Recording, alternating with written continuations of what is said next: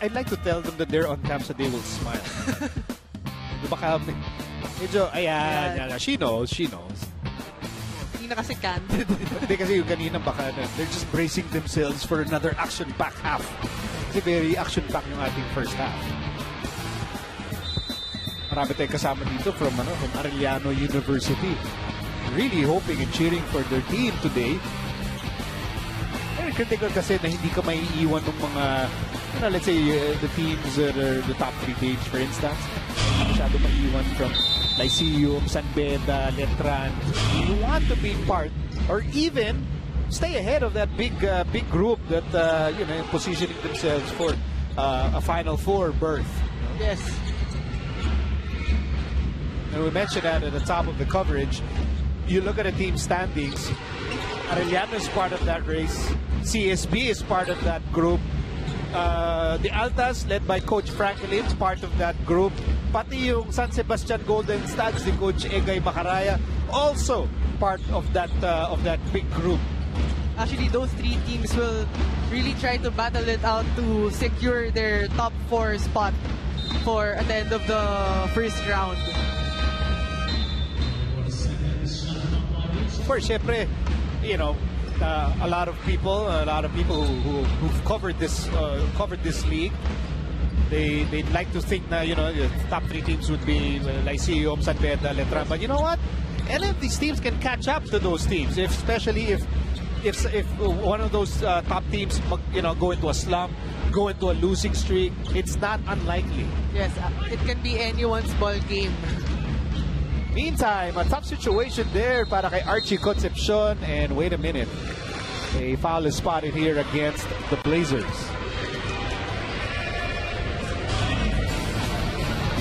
See, the Blazers are really covering the si Edward Dixon. Parang may second motion there against Gloria. And that was spotted by the officials.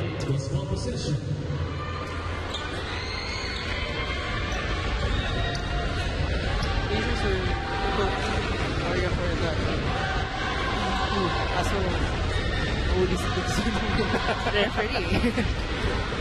May pahabol pa siyang sito. That's something that he needs to be mindful of kasi kailangan siya sa loob, lalo na wala yung rim protector nila. Kasi Lemon. We showed Coach Jericho Dinera earlier.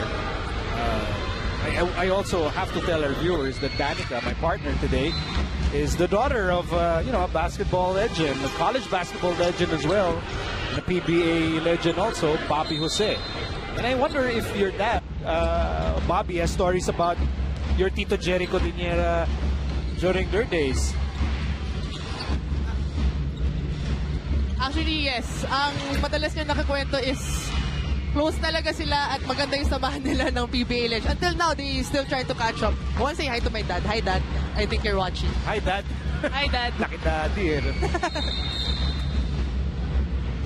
Angelica was very aggressive in trying to get that basketball. Coach T.Y. Tang and the CSB Blazers, you see Assistant Coach Ali Peak and Assistant Coach Charles Chu. I only have to say his name kasi pinakita siya, but otherwise I'd rather not say Charles' name. Actually, you have to give it to the coaching staff. They were really building on the confidence of the players. Lalo na for the big men of the Blazers. I bet Coach Ali Peak really taught them a lot. And tough move on Sarah Joseph. That will be the third personal on Justin Gutang. So Sarah Joseph will take 2. Sarah Joseph, watch him here. Actually, Justin Gutang had no choice but to foul Sarah Joseph instead of getting that easy 2. Kasi makukuha ng Arellano Chief yung momentum nila if they keep on pushing the ball and getting those easy layups. But despite picking up his third foul, Justin Gutang is going to stay in the game. This is the second free throw of Sarah Joseph. As Roxanne Montealegre reported earlier, very close of relationship with Sarah Joseph and the head coach, Jerry Codinera. The Blazers are on top 32-29 with over 8 minutes remaining in the third period. Magbabalik po kami.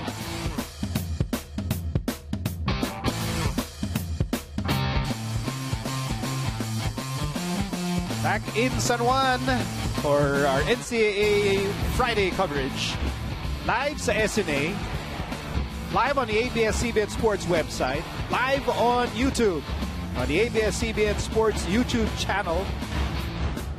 And we're so glad you could join us on this Friday afternoon. Yes, thank you. For the third quarter, the field goal of Arellano was 0 of 3. And for the third quarter, talagang bumalik na naman ng Arellano Chiefs sa free throw line. They made 2 out of 4. And Benilde still has to try and take care of the ball. They already have 2 turnovers in less than 2 minutes.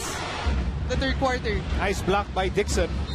Again, we commend the stat-taking abilities of Pong Ducanes, our head statistician, who is excellent in stats, but in handwriting, not so much. Needs improvement. No one is perfect, but Pong is very close to it. Very, very close. I cannot imagine doing our job kung walang Pong Ducanes taking care of our stats. Kailangan lang mag-handwriting class sa ABS-CBN University. Back to the game. Over 7 minutes remaining in the third period. Dixon to Gutang. Gutang against Viloria. Gutang fires, overshoots. Archie Concepcion, good job getting the rebound for the Chiefs. You know, the Blazers are really executing their play well. They just need to convert their open shots for an easy 2. Viloria. Fall away. Rebound for Beliga. Unique Naboa is part of this ball game. Joining Dixon, Domingo, Belica, and Gutang. And a block by Sarah Joseph. Malamang na ituro na yan ni Coach Jerry Godinera. Sarah Joseph, the cut by Viloria. Over to Renz Alcoriza for 3. Yes, sir! That was a good extra pass. And looking for their open teammate for the 3-pointer. It's just a 2-point ball game.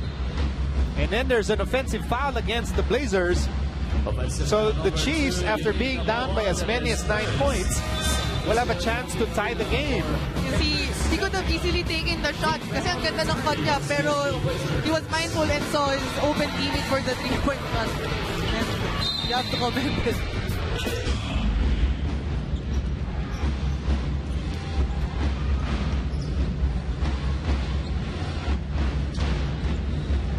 The Chiefs down by just 2 points. They can tie the game or they can regain the lead with a 3-point shot. Renz Alcoriza, he takes the 3.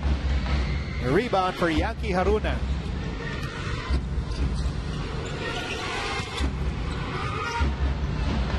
Naboa says, let's move the ball around, guys.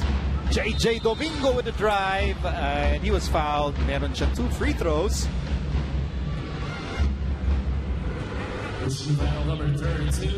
Foul laban kay Maui Sarah Joseph. Here's that move by Domingo. It was a strong move by Domingo pero hindi kasi tumama yung spin.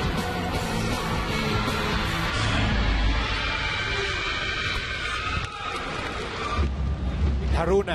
Ni Yankee Haruna. Sorry.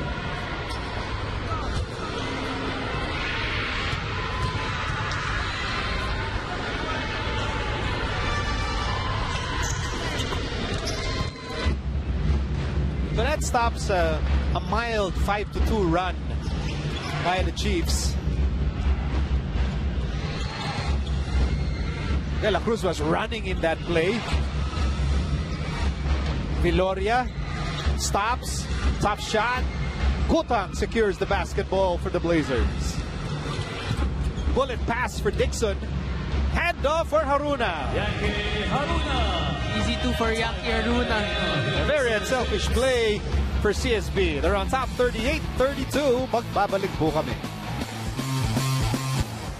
Welcome back mga kapamilya dito sa NCAA Season 94. Alam nyo, walang kapantay yung pakiramdam na suportado ka na sa lahat ng ginagawa mo ng loving parents mo, and that is the case for Prince Carlos. Kasama ko ngayon, Daddy Ruel and Mommy Olive, na kanina pa mukhang mas kinakabahan kaysa sa anak nila.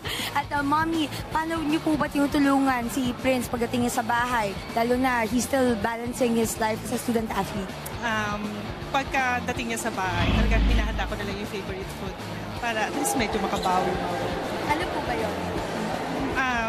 Madalas steak Maano na ba? Wow, okay. And Daddy Ruel, what is your proudest moment as a father, and ano po ba yung mensahe niyo kung ngayon kaharap niyo si Prince?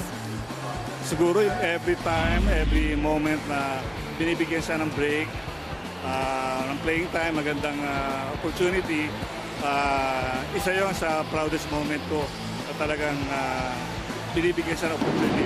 Plus yung recent award niya last pre-season game, nakuha niya yung first champion as Haynes one-on-one, King of the Hardcourt. Ayun na siguro, isa sa proudest moment ko. Advice ko lang kay Prince, just keep on practicing, play hard, pray harder, and huwag niyang sayangin talaga yung break, opportunity na binibigay sa kanya ng mga coaches, kay Coach Steve Whiteman. Very well said, Dad. Thank you so much to the loving parents at sa lahat din ng mga magulang na nanonood ngayon dito sa NCAA. Nico? Thank you, Roxanne. Kinausap niya yung very supportive parents ni Prince Carlos. Mahilig pala sa steak. Ako madalas din ako kumain ng steak, pero wala nangyari sa aking playing career. I'm glad it worked out for him. Baka supportive ng kanyang mga magulang. Very proud of what he has accomplished and what he has to accomplish in his playing career. Meantime, Justin Gutak picking up his fourth personal foul. We're still in the third quarter with more than 5 minutes left.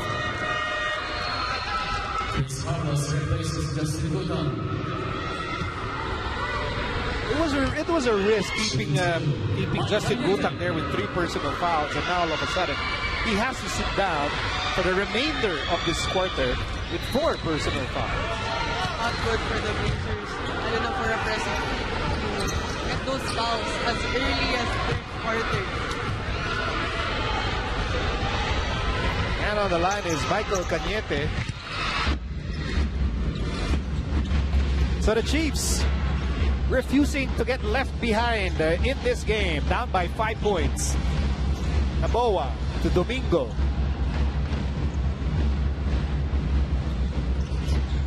Back to Naboa. Shot clock down to 9. Dixon goes to Domingo. Domingo inside. Domingo is fouled. Yung kanina pa natin hinahanap nung first half from Justin Domingo. I think he's the missing link for the Blazers now in terms of scoring. It was a good, strong drive from Justin Domingo, getting that 2 free throws.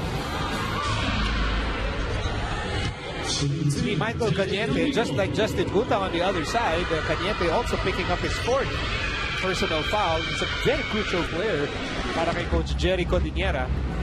Actually, very crucial for both players to take care of their fouls, especially at this time of the game. Kasi nga talagang naghahabol, and talagang you know na it's gonna be a close game at the end of the buzzer.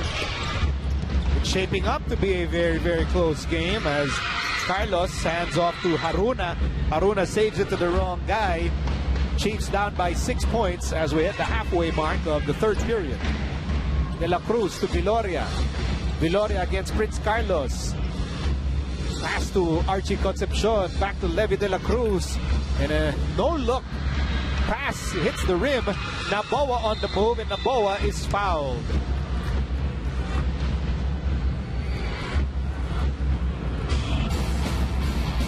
Have here the Blazers pushing the ball hard, and wala na nagawa yung Arellano team but to just give the foul. Yeah, that's Levi De La Cruz giving up the foul. Now we Sir Joseph back in the ball game. Actually, you have to stop the momentum of the Blazers, who's taking it hard to the basket and really aggressive on the drive. Unique Naboa First free throw is good. Blazers looking for win number 5 here in the first round.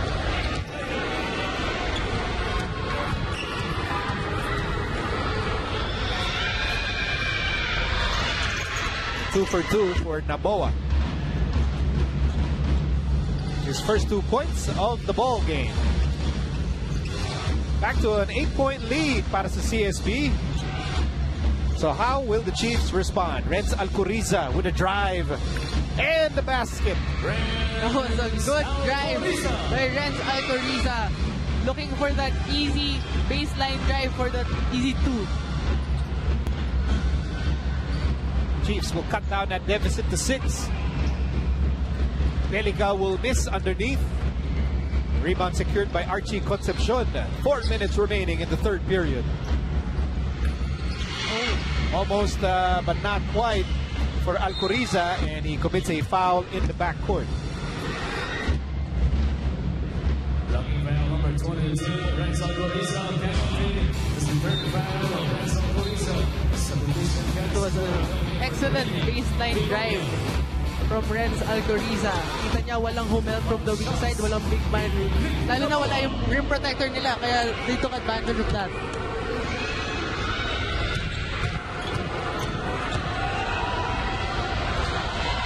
Naboa is back on the line and is very steady from the line so far. Hit 2 out of 2 moments ago, and no problem on the first of 2 free throws on this trip. That's another good thing that's going well for the Blazers is their stops has been leading them to points. They're able to convert, they're able to make stops, kaya medyo na papalayo na sila for this quarter with 35 to 43. That's the score. Blazers on top. Concepcion gets the ball back. He fires away in and out. Tapik ni Alcoriza will be last touch on the Arellano Chiefs.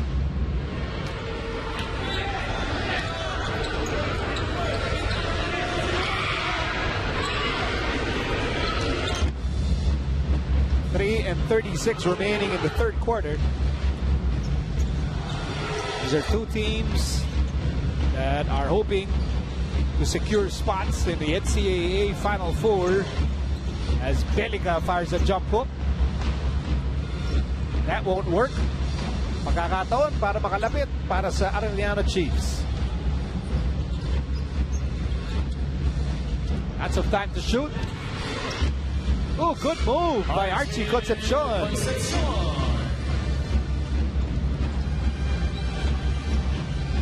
Still a 6-point ball game in favor of the Blazers.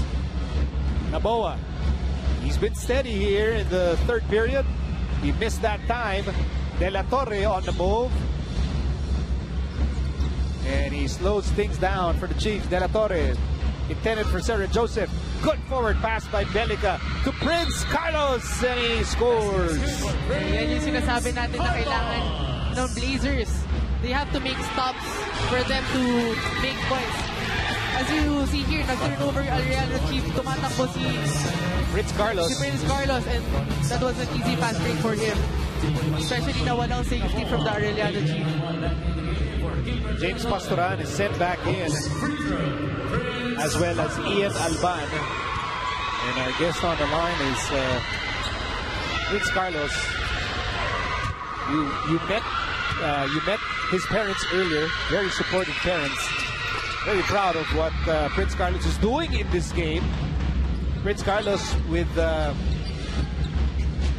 8 points off the bench. Talagang hindi niya sinasayang yung opportunity na binibigay sa kanya ni Coach TY. Almost another defensive stop by the Blazers. Ronan Santos with a strong drive. And he will score, and he will have a bonus free throw. With the aggressiveness of the Blazers, you'll see for the Arellano Chiefs are taking it strong to the basket for the easy two, and talagang na-draw pa niya yung foul. And Ronan Santos needs to do that because Michael Cañete, one of their best big guys, is saddled with 4 personal fouls and is stuck on the bench. And that's why he needs to step up and become more dominant by making his presence felt. Whether kung ma-fish pa niya yung foul or making an easy two inside, dapat dominant talaga siya inside the paint. Meantime, JJ Domingo gets it off the glass, looking at the free throw situation in this quarter. For the Blazers, they already made 8 free throws out of their 9 free throws that they have for this quarter, whereas in the first half, they only have 4 out of 8. So more aggressive Blazers offense, very effective here in the third period.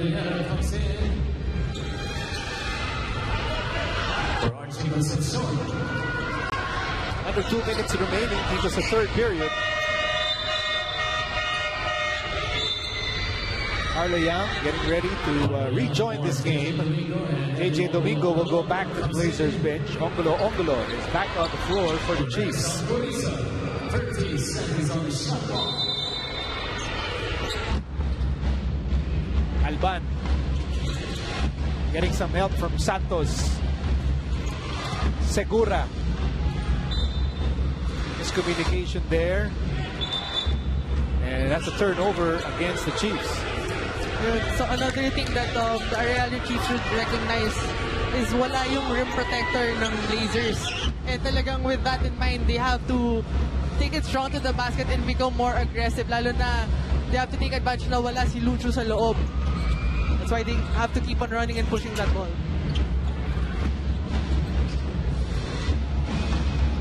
Wild shot by Yankee Haruna.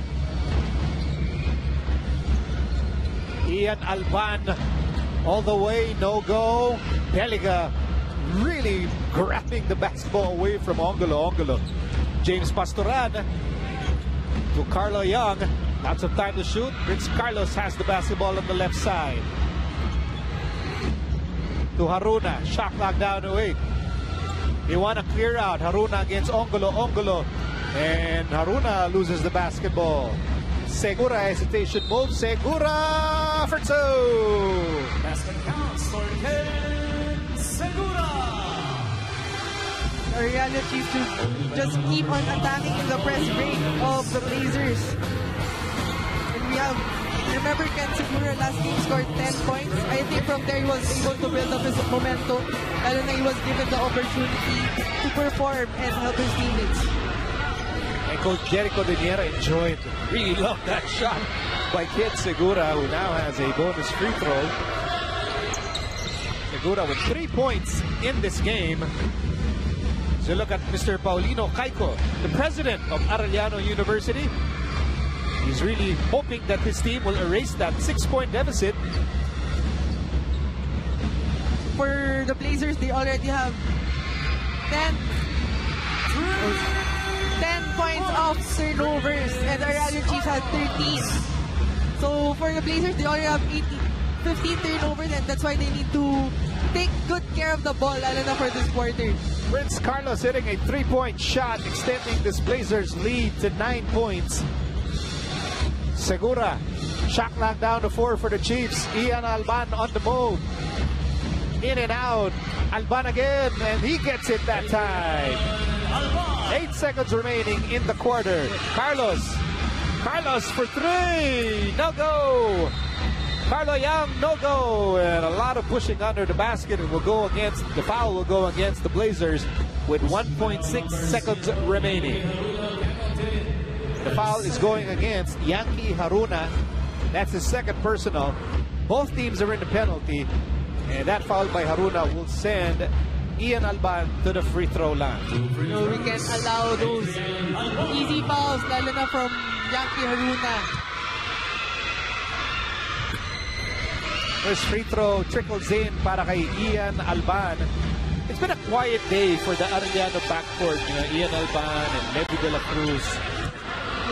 For them to win this game, I think they just need to dominate the boards and get those second chance points. 1.6 seconds remaining in the quarter. Carlo Young launches one. Diyan magtatapos ang third period. Amang pa rin ang CSB Blazers, 51-46. What stood out for you in that third quarter, Danica?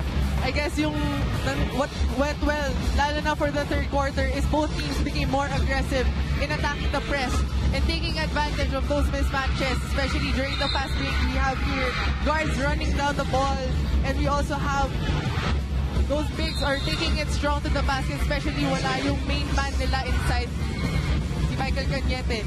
Michael Cañete with 4 fouls for Arellano. Justin Gutang with 4 fouls for CSB. And therefore, other players have to step up, and other players have stepped up. At the end of 3 quarters, lamang po ang CSB Blazers, 51-46 over the Arellano Chiefs.